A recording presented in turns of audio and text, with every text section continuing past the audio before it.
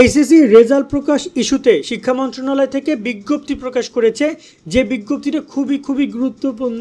কেননা এখানেই জানা যাচ্ছে পরীক্ষার রেজাল্ট প্রকাশের সকল বিষয়গুলো। ইতিমধ্যে শিক্ষা মন্ত্রণালয় বিজ্ঞপ্তি দিয়েছে। আমরা এখন পর্যন্ত বিজ্ঞপ্তিটা হাতে পাইনি, কিন্তু আমরা দেখেছি বিজ্ঞপ্তি তারা দিয়েছে, যেখানে তারা কয়েকটি বিষয় ক্লিয়ার করেছে: শিক্ষার্থীর সংখ্যা, সংবাদ সম্মেলন, রেজাল্ট প্রকাশের সময় এবং যাবতীয় সব কিছু। তো চলো তোমাদেরকে আমরা দেখিয়ে দিই বিজ্ঞপ্তিতে তারা কী কী বলেছে এবং কী কী জানতে পারবা। আবারও বলছি, রেজাল্ট প্রকাশ হচ্ছে, সবাই অবশ্যই সবার জন্য দোয়া রইল, শুভকামনা রইল, সবাই সবার ভালোটা রেজাল্ট করো। কিন্তু কোনো কারণে রেজাল্ট খারাপ হলে বা প্রত্যাশা পূরণ করতে না পারলে বোর্ড চ্যালেঞ্জ করার সুযোগ রয়েছে। তবেও কেউ ভুলভাল সিদ্ধান্ত গ্রহণ করবে না। আমাদের যে শিক্ষা ব্যবস্থার রেজাল্ট একটু খারাপ হইতেই পারে চলতি বছরে।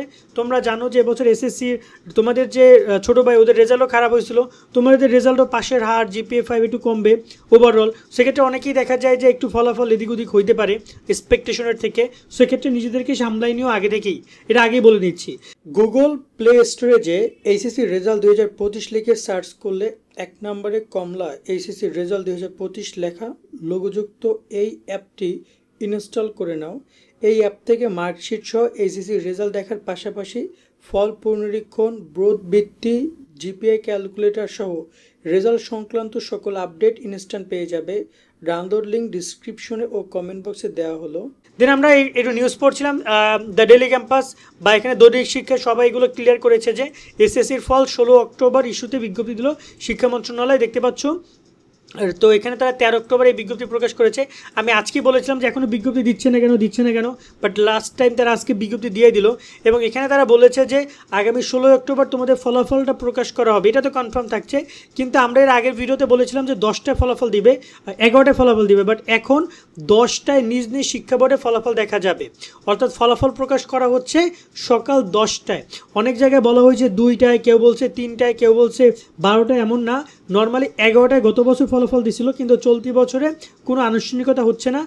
নিজ নিজ শিক্ষা বোর্ডে ফলাফল দেখা যাবে। এবং 13 অক্টোবর এই বিজ্ঞপ্তি প্রকাশ করেছে তারা, যেখানে বিজ্ঞপ্তিতে বলা হয় মাধ্যমিক উচ্চ শিক্ষা বোর্ড ঢাকা, রাজশাহী, কুমিল্লা, চট্টগ্রাম, যশোর, বরিশাল, সিলেট, দিনাজপুর, ময়মনসিংহ, বাংলাদেশ মাদ্রাসা কারিগরি শিক্ষা বোর্ডের এসএসসি ফলাফল, আচ্ছা এখানে বানান ভুল হয়েছে, এইচএসসি ফলাফল আগামী 16 অক্টোবর সকাল 10টায় স্ব শিক্ষা বোর্ড থেকে প্রকাশ করা হবে।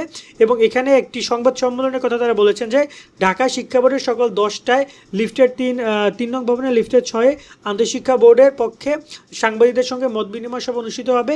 এই সভায় সব ইলেকট্রনিক এবং প্রিন্ট মিডিয়া সাংবাদিকদের উপস্থিত থাকার অনুরোধ করেছে তারা। এবং এখানে মূলত ফলাফল প্রকাশের বিষয়টা তারা ক্লিয়ার করেছে। এবং আগামী 17 তারিখ থেকে তোমাদের বোর্ড চ্যালেঞ্জের আবেদনও শুরু হয়ে যাবে। ঠিক আছে, তোমরা যারা বোর্ড চ্যালেঞ্জ করতে চাও তারা ওই টাইমে গিয়ে বোর্ড চ্যালেঞ্জও করতে পারবা।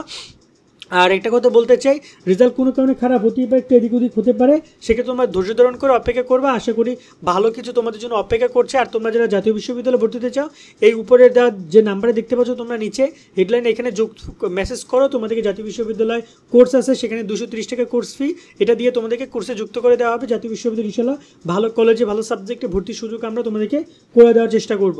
সকলে অনেক ভালো থাকবা। আল্লাহ হাফেজ।